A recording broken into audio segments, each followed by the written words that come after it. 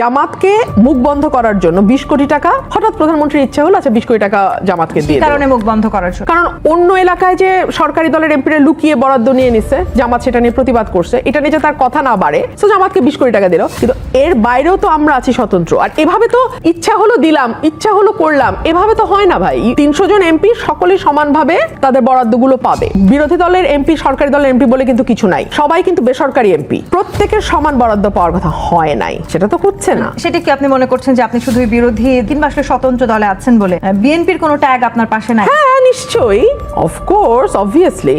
সেখানে তো আসলে বিএনপিরও একটা খুব সুস্পষ্ট বক্তব্য আছে। তারা বলেছে যে যেই জায়গাগুলোতে এই মুহূর্তে বরাদ্দ সবচেয়ে বেশি প্রয়োজন, তারা ঠিক সেখানেই সেই পরিমাণ বরাদ্দ দিচ্ছেন। মজাটা হচ্ছে কি, বাংলাদেশ দরিদ্র দেশ, ঘনবসতির দেশ, সে কারণে আওয়ামী লীগের সময় মনে হয় গোপালগঞ্জেই সবচেয়ে বেশি বরাদ্দ দরকার, বিএনপির সময় মনে হয় বগুড়াতেই সবচেয়ে বেশি বরাদ্দ দরকার, কিংবা জাতীয় পার্টির সময় মনে হয় যে রংপুরেই সবচেয়ে বেশি বরাদ্দ দরকার। এটা তো আমাদের দুর্ভাগ্য। কিংবা ধরেন ডক্টর মোহাম্মদ ইউনূসের সময় চট্টগ্রামেই খুব বেশি বরাদ্দ দরকার হয়ে যায়। সো আমাদের কপাল খারাপ।